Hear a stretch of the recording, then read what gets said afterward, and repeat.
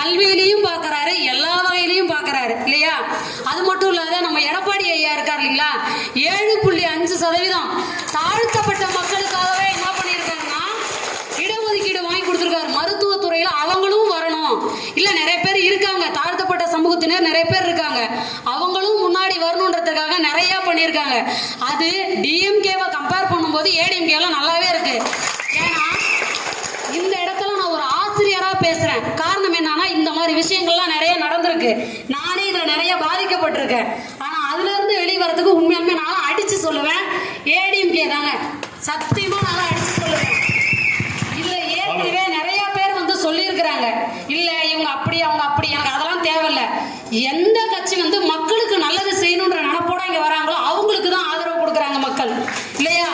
அந்த வகையில பாராட்டுனா உண்மையாலுமே அம்மாவோட ஆட்சி காலம் இவ்வளவு நாள் இருந்ததுன்னா அது காரணம் அவங்களுடைய நேர்மை.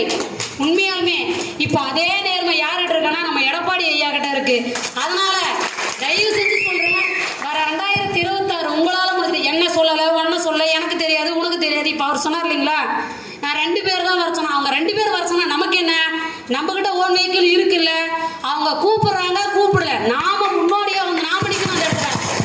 நீ கூப்பிட எனக்கு என்ன, கூப்பிடலாம் எனக்கு என்ன, இது என் கட்சி, நான் வருவேன், நீ கேட்க கூடாது. Super super super super super. அப்படி நின்று இருந்தாங்கன்னா சிறப்பு. இப்ப குறை சொல்றது நான் சொல்லல, ஏன்னா அவங்களுடைய மன கஷ்டத்தை நம்ம கிட்ட பகிர்ந்துக்கிறாங்க. சரியா? அதுக்காக அவங்களும் என்ன பண்ணக்கூடாது, குறை சொல்லிடக்கூடாது. நம்மளால முடிஞ்ச அளவுக்கு நம்ம என்ன பண்ணணும், நம்ம கட்சியை வளர்க்கறதுக்கு ஒரு சின்னதா ஹெல்ப் பண்ணாலே போதும். கண்டிப்பா நம்ம சிறப்பா நம்மளோட கட்சி 2026 தேர்தலில் வந்துடலாம். தேங்க்யூ. வாய்ப்பளித்ததுக்கு நன்றி. செல்வச்செல்விக்கு மனமார்ந்த நன்றி.